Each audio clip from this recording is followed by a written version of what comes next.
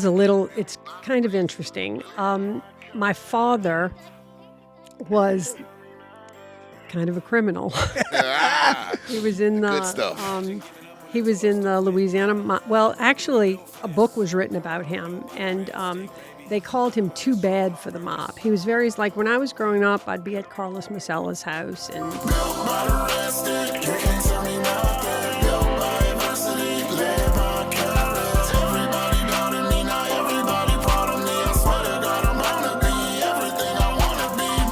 What's going on, world? It's your favorite podcast. Your boys from Built by the Red Stick are back at it. Ronnie LeDuff, Michael Oakley. We got a special guest. We do have a special guest. Another first. We got another first. Another first. But let's hold on. All right. I got excited. I know you get excited. I do. I know you get excited. I do. Before we get a word from our sponsor, I need to implore. Oh, wait. Hold on. I'm sorry. Episode 5 of Trying to Get a Brand Deal with Celsius. As you can see, it's Arctic Vibe. As usual, Arctic Vibe is the go-to drink when I'm feeling down. When I'm feeling hot and I want to chill out. But y'all know the deal. Make sure you subscribe. Got to. Make sure you like. Got to. Give us some engagement. Leave a comment. Got to. You can find us on all social media platforms. Every single one. TikTok, Instagram, Facebook, Yes. and all of our long-form content will be brought to you on YouTube, Apple Podcast, and Spotify. That's the audio versions. Video audio on YouTube. But you're going to want to see this young, beautiful lady on camera. You got to. So without further ado, we're going to take a word from our sponsors, and then we will jump right into this one. This episode is brought to you by TrueFreedom Recovery Center, located in Amite, Louisiana. Restoring Freedom is a place where healing begins and hope is rebuilt through faith, structure, and compassionate care. We believe recovery is not just about breaking free from addiction, but about restoring the life God intended, one grounded in purpose, dignity, and truth. Our 60-bed facility offers a full continuum of care, including process groups, individual counseling, science-based addiction treatment, and consistent clinical support tailored to each person's needs. We provide extensive nursing care, medication management, and professional oversight, ensuring safety, stability, and accountability throughout the recovery process. Healing here goes beyond the clinical. Through recreational therapy, big book studies, and church services, we support the mind, body, and spirit, because lasting recovery requires all three. As clients progress, we offer intensive outpatient programming, aftercare services, and independent care options, helping them transition back into daily life with confidence and support. With 16 sober living houses, we continue walking alongside individuals as they build responsibility, community, and long-term freedom.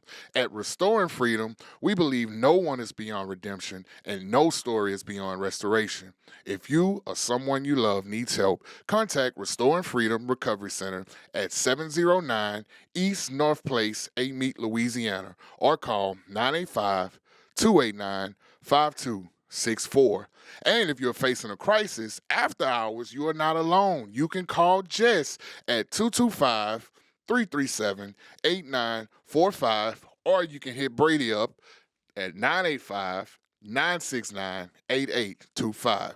Restoring Freedom Recovery Center, where faith leads, healing happens, and freedom is restored. And just like that, we're back. We're back. Mama, turn away. I'm vaping. This is an exciting one. I'm excited to really dive into some good things that we're going to talk about, story and what they're doing really, really, really great. And what better way than just a clinical mastermind to describe the process going on over there at Restoring Freedom. That's one of the first I was talking about, but go ahead. Oh, absolutely. Yes. But I can't do it justice. Man. So without further ado, the best hype man on both sides of the Mississippi, Mr. Ronnie LeDuff. Do it no justice. Ladies and gentlemen, boys and girls, clinical people and clinically depressed people, we have two firsts in the Built by the Red Stick building. We have the first ever non-medical doctor in the Built by the Red Stick building, and then we also have the first meta-wearing user in the Built by the Red Stick building. So maybe if she's being nice, we can get a POV of you and me. Yes, Lord. of how we do this thing. We had a great conversation off camera, just getting to know this young lady. I mean, her name is Dr. Younger, and she looks every bit of it. Yes, indeed. You can tell she was raised right, maybe even have some ties involved in that. If you know what I'm talking about, we're going to get into that. Not only seen a problem in the community, not only have a heart for the people like us in the community, but did something about it, right? Absolutely. Got together with some friends. They created a safe space, a safe environment, a non-judgmental place for people like us to go and get better. And what better way to show you support than putting your money where your mouth is? Ladies and gentlemen, we have Dr. Crystal Younger in the Built by the Red Stick building. Welcome. Thank you for joining us. Absolutely. So, we'll dive right in. First, before we kind of get into your life, tell everybody who you are, what you do for Restoring Freedom, and kind of how you got your start with Restoring Freedom. Okay. My name is Crystal Younger. I am the clinical supervisor of Restoring Freedom, the clinical director of our outpatient arm of that, which is TrueFreedom. Absolutely. Most of my time is spent at TrueFreedom. I'm 1/3 owner of both facilities. Awesome. Awesome. And I guess we'll kind of dive into it, but what made you say, you know what, this is the area, the underserved drug and alcohol addicted population can sometimes be unruly when what made you want to dive in and create an impact and partner with your partners to open something that would have this impact, especially in that area? Well, my background's it's kind of interesting. My father was kind of a criminal. He was in Good stuff. He was in the Louisiana. Well, actually, a book was written about him, and they called him too bad for the mob. He was like when I was growing up, I'd be at Carlos Macella's house, and all, my father, but they called him too bad for the mob. He wasn't actually every day with them because they couldn't control him. He was sort of his own guy, and he was raised very much like like don't touch my kids, really protected. My mother was a straight and narrow person, and they had three children, three of us. I was the baby. I had two older brothers, and me and one brother kind of turned out right. My other brother, unfortunately, he got into crime and died at 55 of an overdose. Oh my God. Sorry to hear And that. his wife died 9 months before him of an overdose. And then, and this all happened like in 2017. And then my cousin, who was raised like my brother, he died three people that were just really Near and dear to your heart. near and dear to me. Yeah. So I'd always been a counselor. I've been a counselor since 1987. A rehab counselor. I know, before you even born. Rehab counselor, bachelor's. I don't think it was before he was born, but it was definitely before I was born. In 86. So I was a year old. Yeah, that's when I got my bachelor's and then wound up getting my master's and my doctorate. So it's a really kind of strange. So I grew up around people that look like you. Cute and handsome. And so lots of tattoos, I grew up with people that, sorry about that. No problem. I grew up with people that,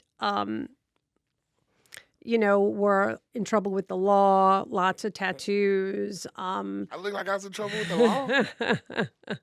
Just a little bit. God. And then I was thrust into the education realm and the world and all that sort of stuff. So I was always more comfortable. What's interesting is that, I did a lot of jail work, a lot of jail ministry, and I was always more comfortable with males than the females in jail, because that's just sort of what I was always around. Especially two brothers. Yo, So, I got one question for you. Go for it. What was treatment like in the 80s? I got to know. The chat just asked me to ask you that. What was treatment like in the 80s? Well, yes. well, what's ironic about it, to be honest with you, in the work that I did, I wasn't really, the people that I worked with, substance abuse was usually secondary. There wasn't a lot of, it was mostly private sort of facilities, cost a lot of money. So insurance didn't cover it back then? I mean, I can't really comment on that. Here's why. The main work I was doing from 1987 until probably 2000, substance abuse was always secondary. It was people who had been injured on a job or injured or disabled in some sort of way. And so whenever we were seeking treatment, we were seeking the private treatments, the expensive treatments, never the state run. Gotcha. So Okay. So, and I'm always curious about this, and especially from probably someone with not probably somebody with decades of experience who has probably treated all walks of life and seen and heard every situation, and it also played out in your life. What do you think is or what do you think is maybe one of a contributing factors that led you astray from that lifestyle while leading your brother to that lifestyle? I think I contemplate that all the time. In fact, me and my other brother were talking the other day because we're like, what's different? What's Right. happened? But, here's where the clinician clicks in. There's a condition called, a condition that everybody thinks it's called antisocial personality disorder. Everybody thinks that means that you don't want to be around people, but that's opposite. Complete opposite. Yeah, it means that you go against the grain of societal norms. And I think my dad probably had that because he would do stuff like, this is the K&B days. We'd go in K&B and he'd see a pair of glasses. And he's like, oh, they want too much money for this. So he'd peel off the price tag and find a cheaper price tag and put it back on there, And so he would do stuff like that or just like he got in trouble a lot of times for selling fake jewelry. Like he would have a stone and he would pretend it was a ruby when so all this, it was like, and my brother was like that too. My brother always looked for the quick way. It's like, okay, they're selling these TVs on side the road in these boxes. Well, he'd pay money for them and then get home and they were fake TVs and then he'd get charged for buying stolen property. Yeah. It's like, so how much was it, that he learned stuff? He picked up what my dad did. I don't know. I really don't. It's just, because we all came, I've heard some of my professors say that you're raised three different, even though you're in the same house, Absolutely. you're raised differently. One thing that happened to him is he almost died when he was a baby. And my mother used to excuse a lot. Like she would say, oh, because what happened was he had a really high fever and they were very poor. And he has a seizure. She didn't realize that the seizures actually would save his life because that's what happens when you. But she would excuse a lot of his bad behaviors, whereas myself and my other brother didn't get that. And that kind of, he'd get in trouble at school. Well, he almost died when he was a kid. So he did get a lot more leniency than we got. Was he the oldest or the middle? Oldest. Oh. Usually it's the middle kid that get that treatment. Yeah. Well, they were only 18 months apart, so they Okay. were very close, Did that cause a strain in y'all relationship? It didn't cause a strain until he was older because it was like I had a house and my other brother had a house and he didn't have a house, so my mom gave him her house.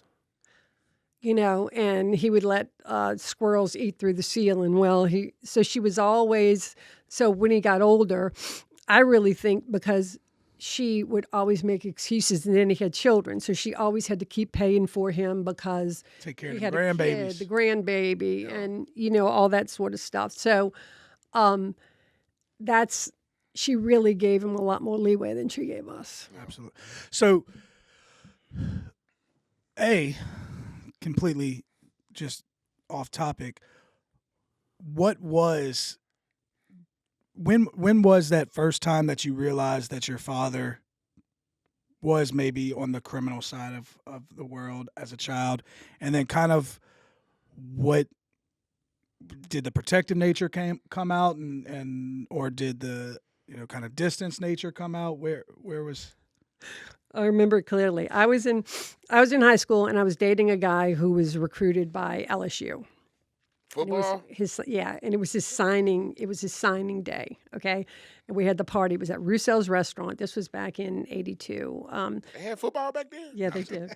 It was so funny. We're at Roussel's restaurant, and my father was there. It was a big deal, and my father was telling people that he was the age where he could have played on their championship. The 50 58. Yeah, 58. Billy 58. Cannon? Yeah. Philly, yeah, 58. He was telling he was on the championship. He didn't realize on the side of LSU Stadium, there's like the plaque with all the players' names on it. Okay, and he didn't realize that there were people at this party that are serious Hardcore. core. And when he was doing that, and I knew that's when I was like, oh my Lord, this is not cool at all. That was the first time I was kind of like embarrassed and kind of, it was that was a really interesting time. Absolutely. So let's get into restoring freedom and true freedom. How, from your perspective as one of the three owners, with your partners, how did that come about? What was that process like? Have you been there from the beginning? And where's the motivation to create such a beautiful facility and program that's been able to touch a lot of lives in that area? It's an interesting story, and I know you're going to have Melissa next week, so she'll probably touch on this too. But what happened was Melissa and Amanda were friends from high school. And then one time Amanda saw Melissa on the news. She was talking about her sober living houses. And Amanda, she wanted to be involved in that. She felt the need to be involved. So she reconnected with Melissa, and they were doing the sober living houses for a few years. And Melissa's dream was always to have a quality treatment program because she saw that she had the sober houses, but it just wasn't enough. Absolutely. Because what people don't realize, you go to a 28-day treatment, they go to a 28-day treatment, they think they got it going on. A 28-day treatment, I describe it like this. You're in a snow globe. Really, the 28-day treatment is just to get the monkey off your back. Absolutely. The monkey's off your back, it's in the closet. You come to IOP, and you're trying to get that monkey in the street. Yeah. The monkey's always going to be in the street, going up and down the road, but you want to get it away. And so that's where, with the IOP, that's why I love outpatient, is because that's where you've got them in the real world, and you're doing real coping skills. How do you get through this? How do you get that? Making relationships. For sure. And so that's what I love that. I love that part of it. And so what happened was those two ladies, and they wanted to have a treatment facility. Well, they realized real quickly that they needed a clinical because Melissa's got the real experience with the people, and Amanda is amazing with all the paperwork, the regulate the stuff that I cannot stand. Okay, and so they knew they needed the clinical arm. Absolutely. And Amanda and I had known each other actually from church. We had, at one point, I had done a speech at the church for a graduation ceremony. She knew I was a counselor. And she's like, she's a counselor, let me call her. So they called me, and they wanted me to work for them. Well, I knew from my experience, because I had my own company that I sold in 2015. And so it was my own behavioral health company that I sold in 2015. So what was I the knew name of that company, if you don't mind it's me called asking? Younger and Associates. Okay, but okay. It wasn't. It was doing case management and all that. And so it was with the private industry. And so what I knew from what they were asking, that was a heck of a lot more than a 40-hour week job. Absolutely. So I'm like, yeah, I'll help you, but I need to be one of the partners. I kind of had them over a barrel because they needed me. So, and so that's that mom began. coming out of you, shaking them down. I like it. You took something from that. They will agree with you. And so, and that was, we had our first group on September 19th, 2022. I remember that. You know what's so great about that? September 19th is just a great day.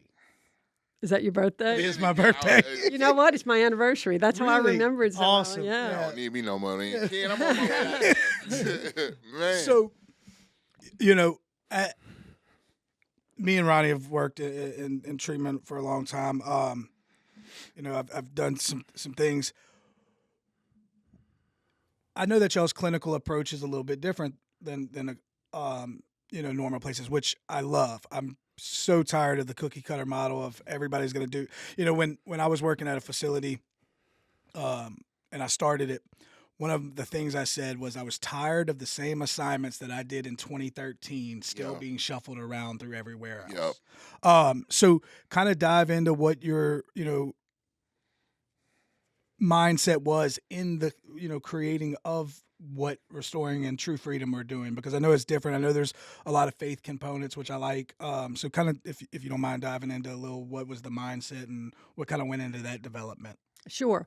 I'll take you back to way back when I was in graduate school in the early 90s. Okay, I had found something called Delancey Street. Delancey Street is out of California, San Francisco. It's actually a community where they take people from jail and they teach them skills and they teach them work skills and they put them to work, and it's a recovery process. So I'd always loved that program, did a lot of research on it.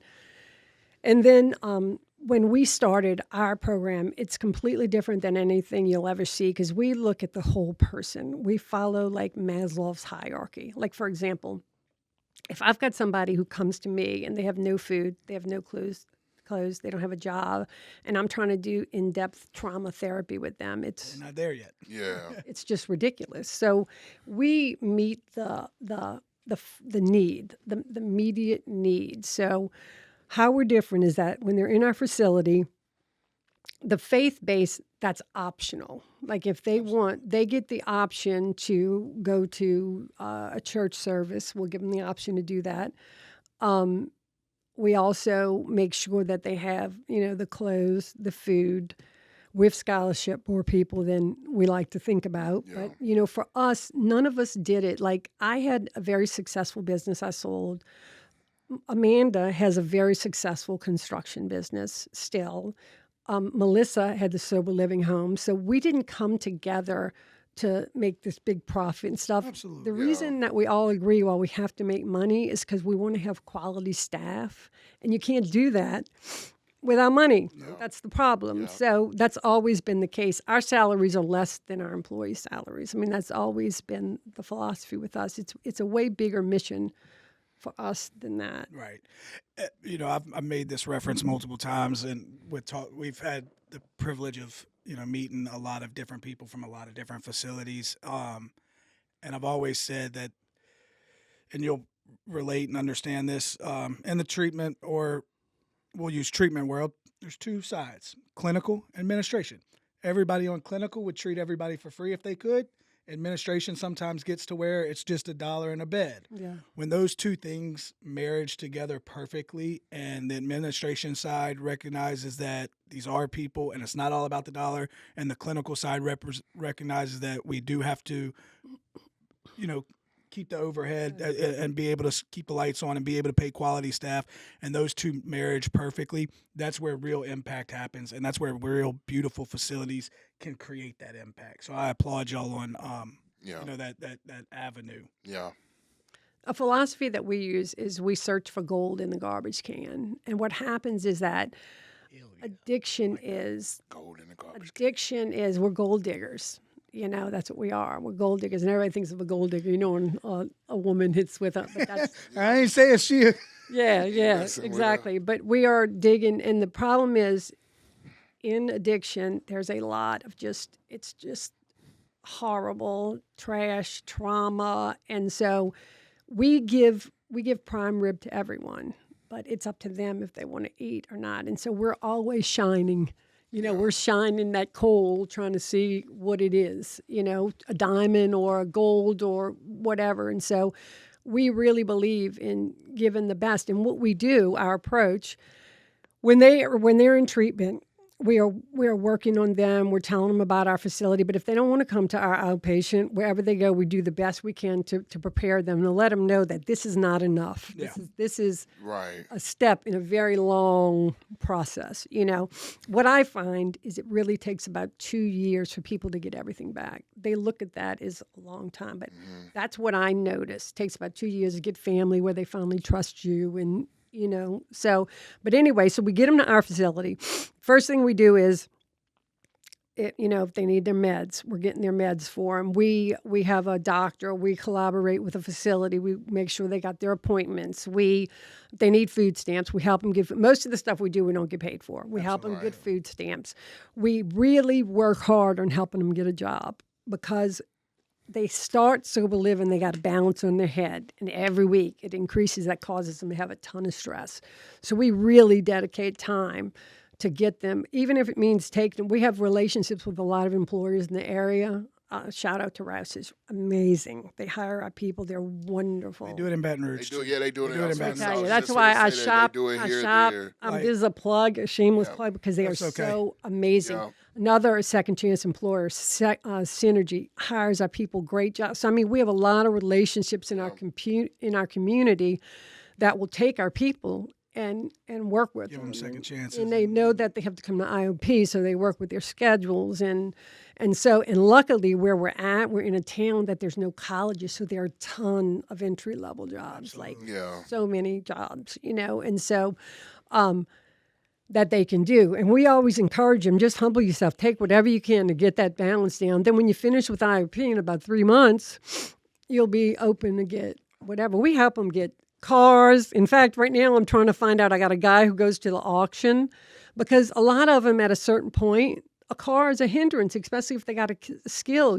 So I'm always thinking of ways to help them outside. Now, a car can be a killer for somebody too, so you got to know the person, But if I got somebody who's got a job at a treatment facility and they're need a vehicle, so we're always looking at them, and we know our people. It's more like a family where we're at, It's like a family that we're seeing what they need. Now, does everybody make it? No, absolutely not.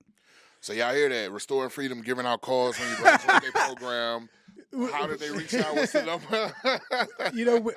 I heard this quote in one of my I don't know, somewhere. I can't remember exactly where it was, but it was the ABC jobs. All right. And see, first you just get any job. Then you get a better job. That's awesome. Then you get a career job. That's awesome. I went through the ABCs. Use that. Yeah. And so, I like that. I think that's an important mindset to be instilling. And like you've talked about multiple times and I think, I can't remember. It was something, either you sent it or it was when I was doing some research on the website or something. I think actually you said, one of y'all's philosophy is that, it's more than just becoming sober, which is one of my big proponents, is that recovery is more than just getting off the substance and use, substance of choice and all that. And being able to alleviate some of that stress with, the non-billable aspects. And a lot of places don't dive into it, but being able to help with food stamps, because when they go to sober living, especially if they're coming out of a 30-day program, food's on them now. And me and Ronnie were actually talking about this.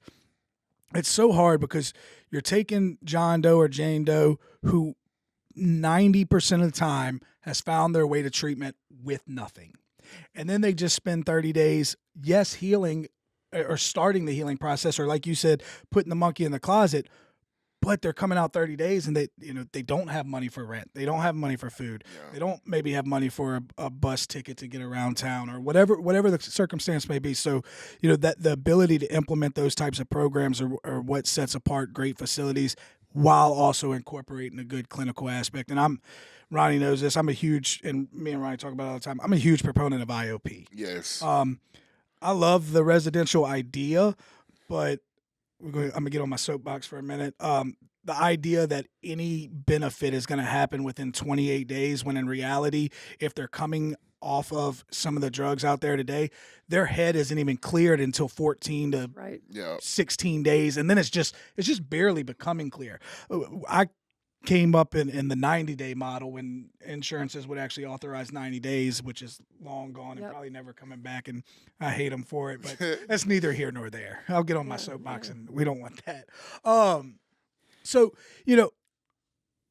selling a company in 2015, selling a company in 2015, decades of experience, happily married, you have kids. How do you get away with not wearing your wedding ring? I just wanted to ask that, because my wife would kill me. I need to know. I guess I use my hands. This is my techie. This is my Aura ring that does, but we just, when you get this age, nobody's looking to see if you're married or not. You hear that, Kayla? Nobody's looking to, I said, that's what's good about being old and chunky. No, you ain't got to worry about getting kidnapped. You ain't got to get worried about picked up on. It's like, So, but with all those accomplishments, why start over? Ooh, that's a great question. Boy, What you is- in your bag right you now. want to know what's really funny? Now, even though I don't, of course, I'm very much believe in God.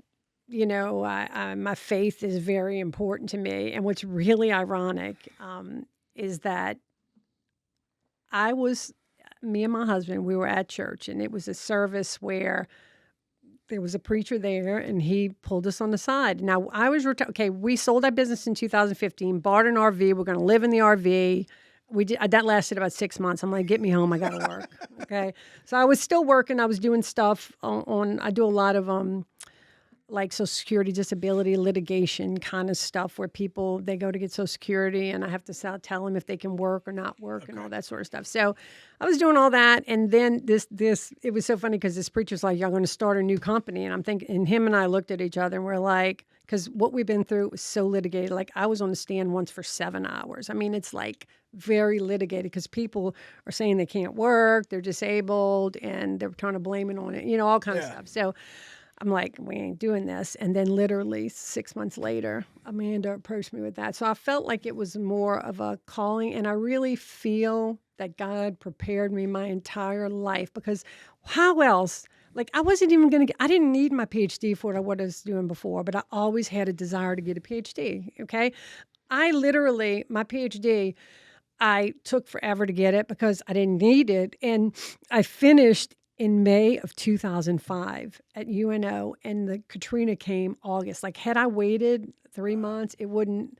So it's like, I can look back at my history of having a dad who, all this stuff, I was around, and I really think God, I really felt a calling that God had prepared my whole life for that point. That's amazing. And I could be biased when I say this, but outside of you have kids. I do, grown Outside kids. of raising your kids and being a wife, I feel like this is going to be the greatest task that God has tasked you with. Yeah. And I say this every time I go speak. I genuinely feel like we're God's chosen. People affected directly in addiction. 100%. It's nobody that been through what we've been through and be able to still keep a smile on their face or, Absolutely. go through all the shame and the horror and the trauma that we went through. So I'm so glad that you take this serious and that you understand the importance that you share because you're going to be blessed abundantly for this because we are God's favorite. And we are His chosen. I believe it. I see the people that I work with, I really see them as God having a really high calling on them. That's why they're so attacked. Like Leo, my guy. Leo, I love Leo. Bro. That's my dude. And I see people that, the stories when they come up with the stories of their life. I mean, I have to close my door sometime and cry. I mean, it's not why they're an addict. Why wouldn't they be an addict? Right. Exactly. So it's like, so I think that they're stronger. I see them stronger than me because how do you get through that and get up in the day? And some of the people that go unnoticed that I do want to mention is Leo Wagspack, his wife Samantha. Amazing. Yeah. Leo does. I mean, he does anything from getting clients to fixing the building. Yep. I mean, we got Melissa. We got her husband, Mark. He's always there. He was on a rescue mission. I was talking to him yesterday. I mean, these people, they have this rescue. They'll get people, okay, this person's behind the bridge they'll go pick them up, Melissa. She'll see somebody on the side of the road and they'll show up at our clinic. I mean, it's like. That don't surprise me. That's Melissa. Oh, yeah. Amanda's quiet. This woman is a master at just getting things done. I mean, just the team, it's just a God. It's like we all have our skills in this area. It's amazing. That's awesome to hear. I had an old timer tell me one time, it was crazy. So his sobriety date was September 19th, 1989, which was my birthday. That's like the day I was born. And so we were in a meeting and we were talking, the concept was faith and everything. And so he got to talking about coincidences and talking about, different things that happened, kind of similar to y'all's story. The coincidence of, your preacher pulling you aside and saying y'all are going to start a new business. And then Melissa and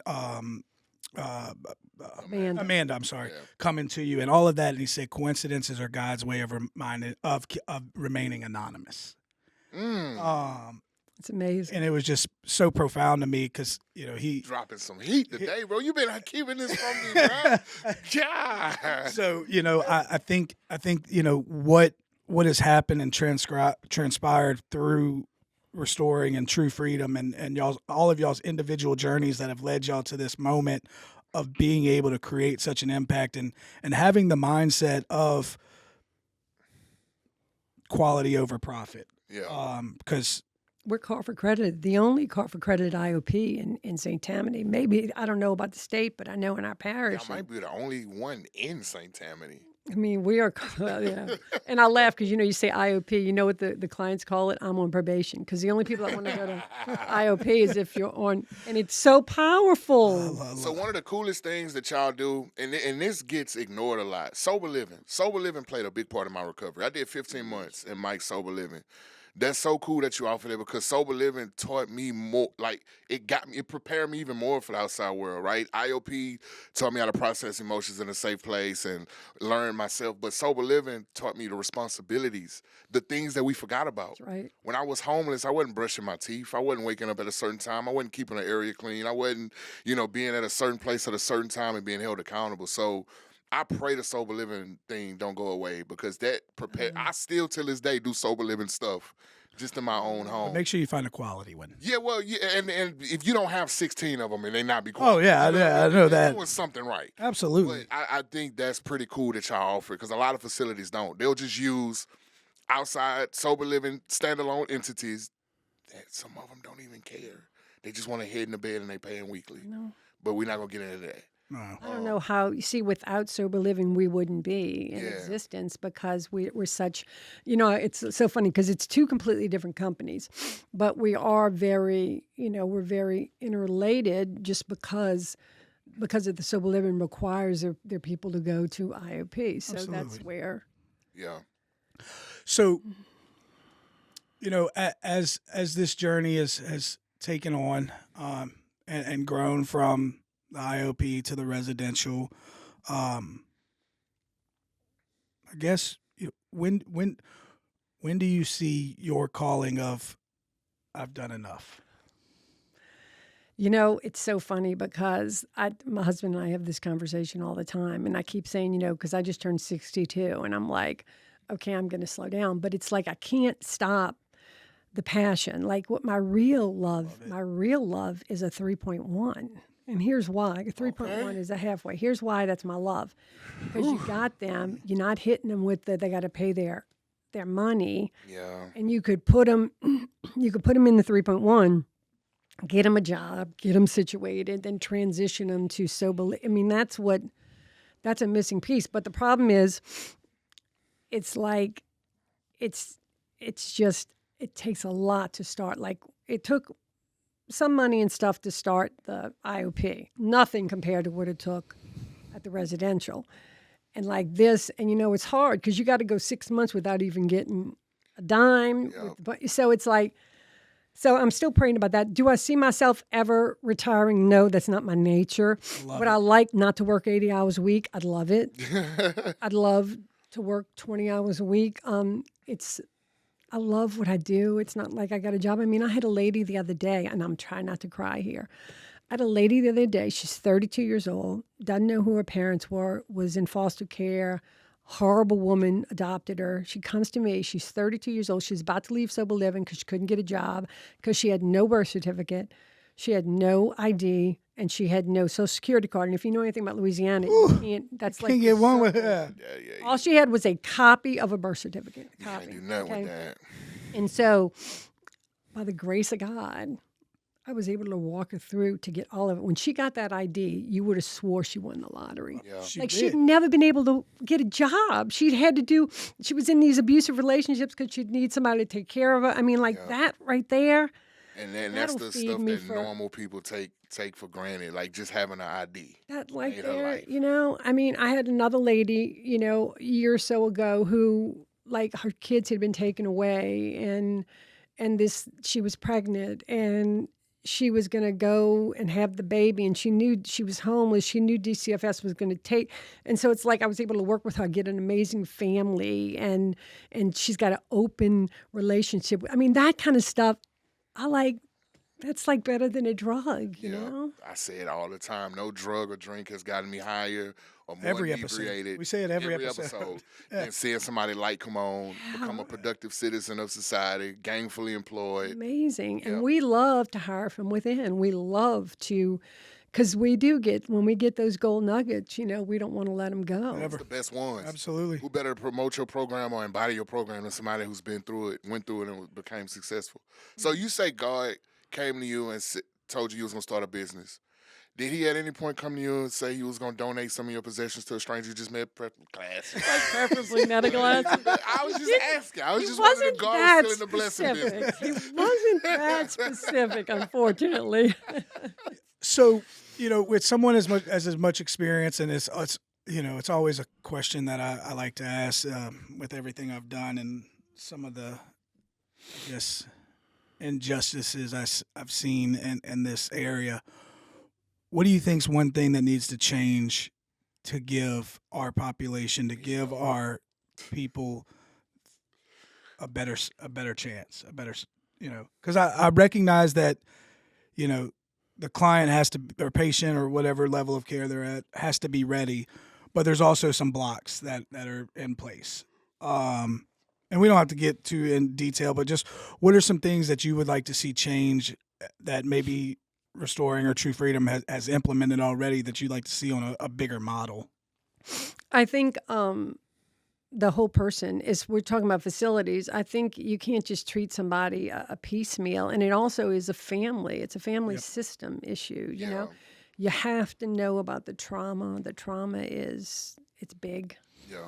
And it's deep. You got to address the trauma. Any type of, if you're a therapist, any type of trauma training would be very helpful for you. If they don't have food, if they don't have, like you were talking about food, we connect them.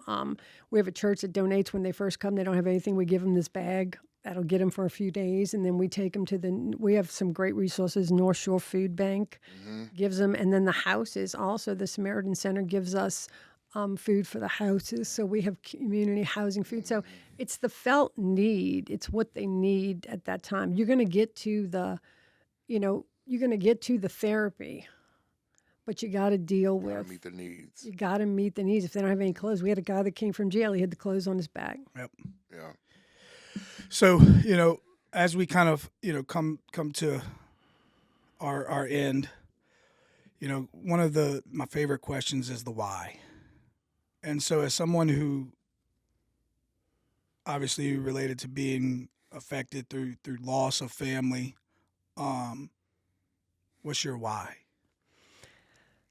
Truthfully, you know, I always say this. I perform for an audience of one. I don't really care about the accolades. I don't care about being, you know, called out. For an audience of one. I like that. And so, and my faith is very deep rooted, and I do believe that we're all going to die. And I believe that when I die, God says he's going to open up the books, Good. you know, and it's Job like, well done, good and faithful servant. That's it. Mm-hmm. Love it. Yeah. So, you know, if somebody's listening right now, maybe going through it, you know, what's something you would leave them with? What's some words of hope that you would give them to make that first step of maybe reaching out to us or y'all at True or Restoring Freedom? What I tell my people is never give up. If you have breath, you have a chance. I don't care what your past was. I don't care what you did. I don't care, you know, whatever it is. If you got breath, you have a chance to have a different future. Literally, you know, you can change. I don't care how many people told you can't do this, you can't. I have seen it. I have witnessed it. Listen to that. I've witnessed it.